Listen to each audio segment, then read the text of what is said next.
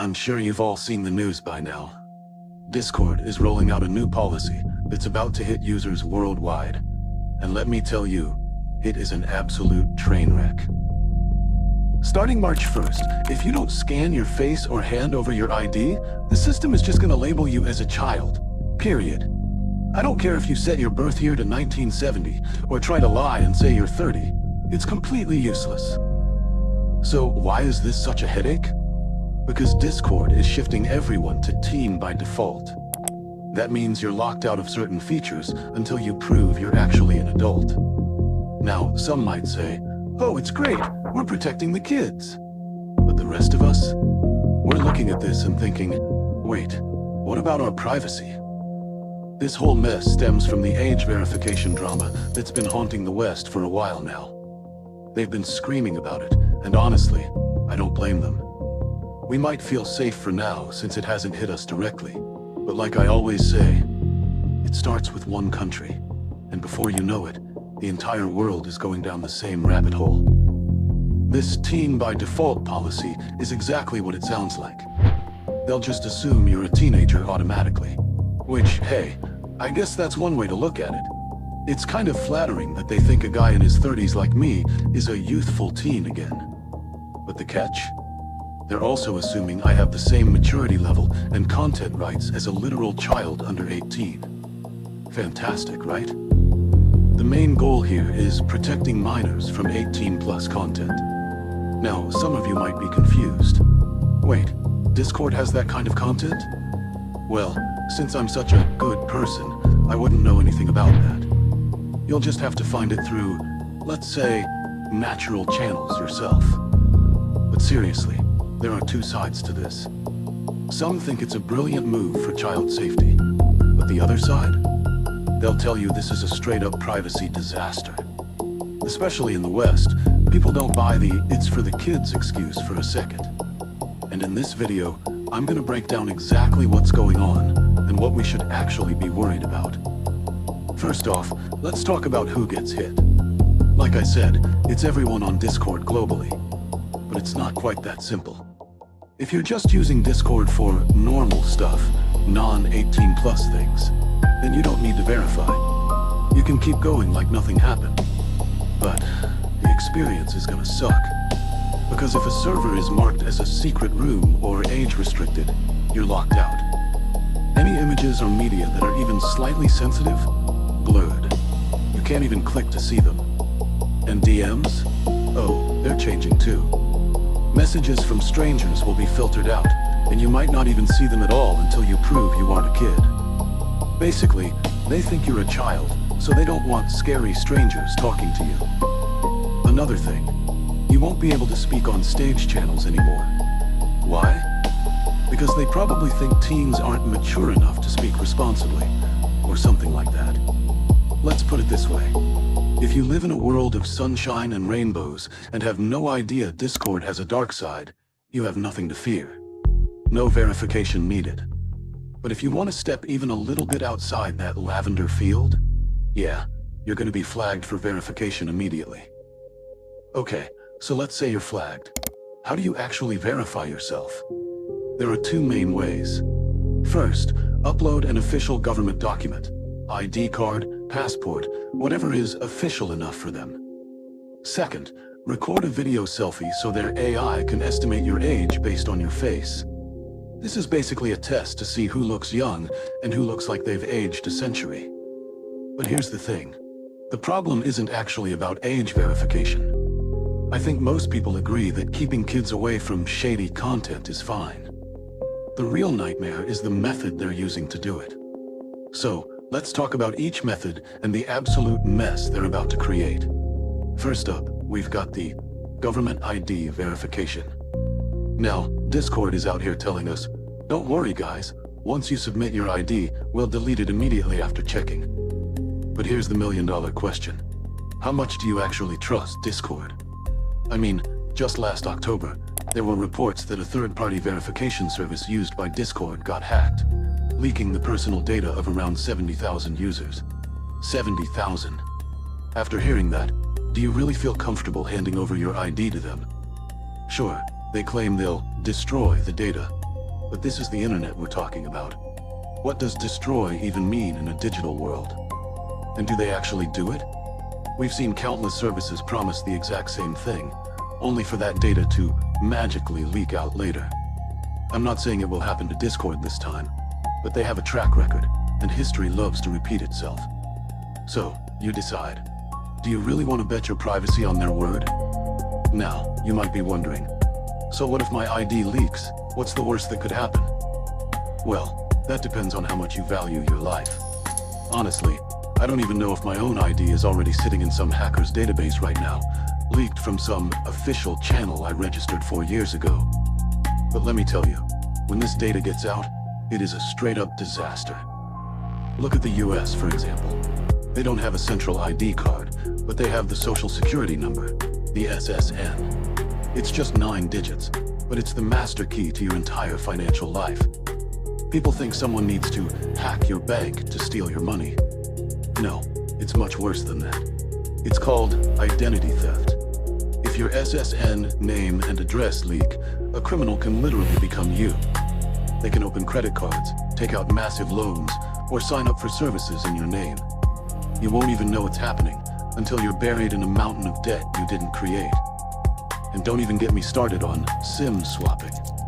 A hacker can pretend to be you, trick your carrier into issuing a new SIM, and suddenly, they have your phone number. Every single OTP for your bank, email, and crypto, straight into their hands. You're locked out, and they're cleaning you out before you can even blink. In this digital age, those 9 little digits aren't just numbers. They are the keys to your entire existence. The more platforms holding your data, the higher the risk. It's simple math, and the odds are never in your favor. Then, we have the face scanning system. Honestly, this is a complete joke and a total train wreck waiting to happen. First off, not every kid looks like a pure, innocent child. Some teenagers out here have gray hair and look like they've seen a war, while some adults look like they're still in middle school. If you're 20, but the AI decides you look 12, what then? You're just screwed? This is especially a nightmare for us Asians. I have a friend who's 28, but if you asked anyone in the US, they'd swear he's barely 13. Huh, I'll put his picture up so you can see the tragedy for yourselves. The point is, you cannot assume someone's age just by looking at their face. Even the smartest AI is going to fail, and when it fails hard. And speaking of AI judging faces, here's a dark, hilarious example for you. Some modern cars have AI cameras to check if the driver is falling asleep. There was a story about a guy in China who got warned over 20 times by his car. "Hey, wake up! Stop sleeping!" The guy was wide awake. The brilliant system just thought his eyes were too small and decided he must be sleeping. Think about that. The car and the driver were both from China, and the system still couldn't get it right. If a car can't even tell if you're awake, do you really trust Discord to tell how old you are? Give me a break, and let's look at the West for a second. That's a whole different story. You see European or Scandinavian families on vacation, and you see these giants. You'd think the kids are in college and the parents are nearing retirement. But nope. That college student you're looking at? Probably just 14 or 15, barely starting high school. I've seen middle schoolers who look like they've been in the workforce for 5 years. This total lack of accuracy is a massive problem. If the AI decides you're underage when you're clearly an adult, you're backed into a corner. You're forced to hand over your government ID just to get your access back. It's a total shakedown. They take away your options and leave you with a choice between your privacy and your digital life. Does that sound okay to you? Because it sounds like hot garbage to me. Now, some people might argue, what's there to be afraid of? Your face is already on social media. People see you on the street every day.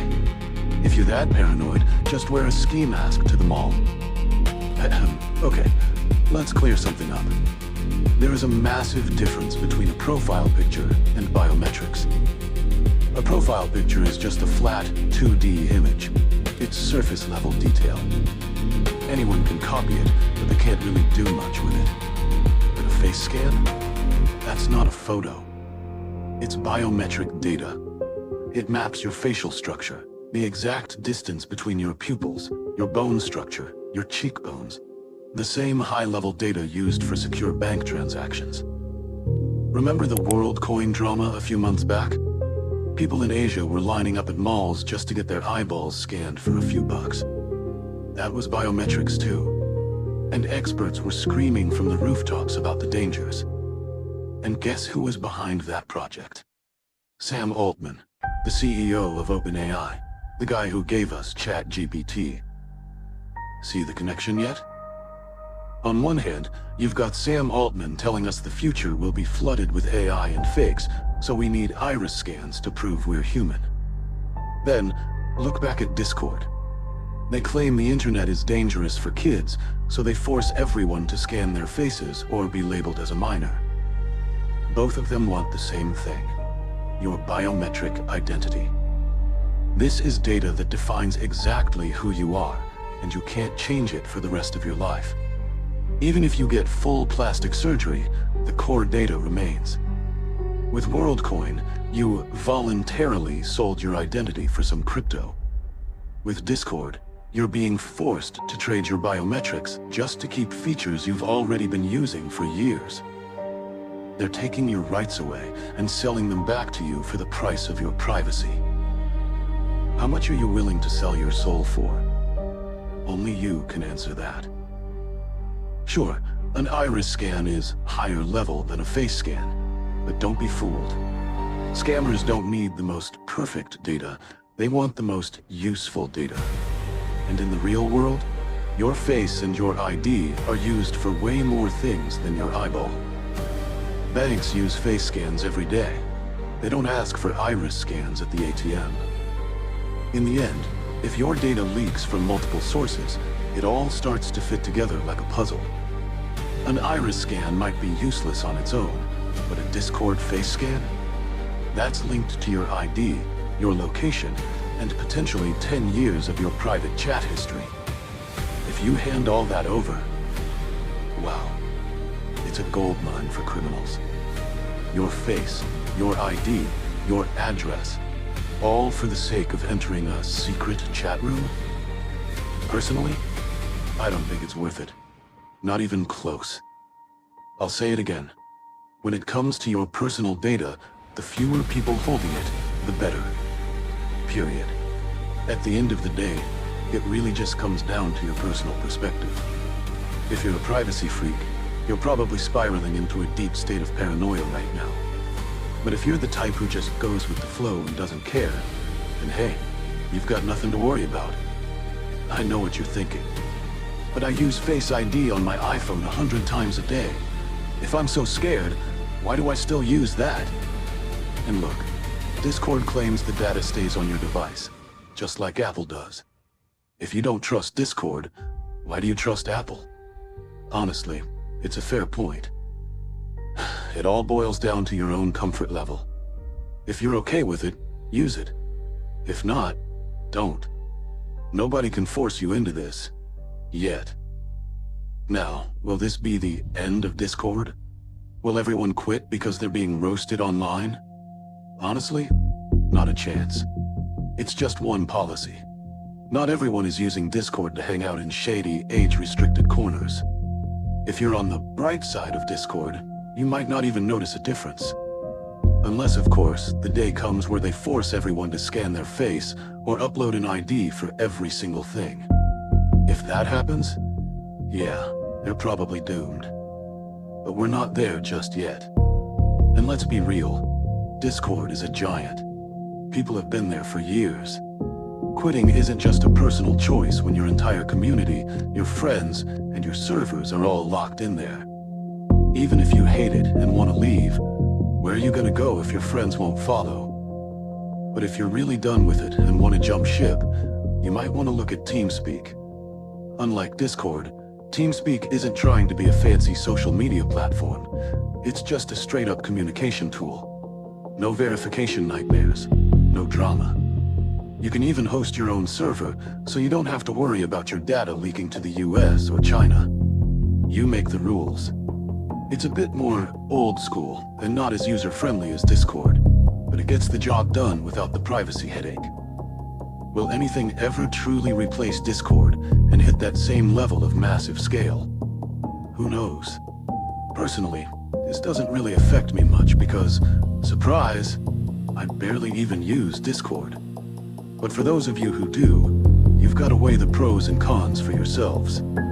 If I were to give you some middle ground advice, just wait and see. Let's see what happens on launch day. Maybe they'll see the massive backlash and do a total U-turn, saying, "Oops, everyone's mad, let's scrap it." But if they don't, wait a month or two. See if the system actually works, or if it turns into a total dumpster fire of data leaks and bad news. If everything stays quiet and the drama dies down, then maybe you can consider handing over your face and your ID.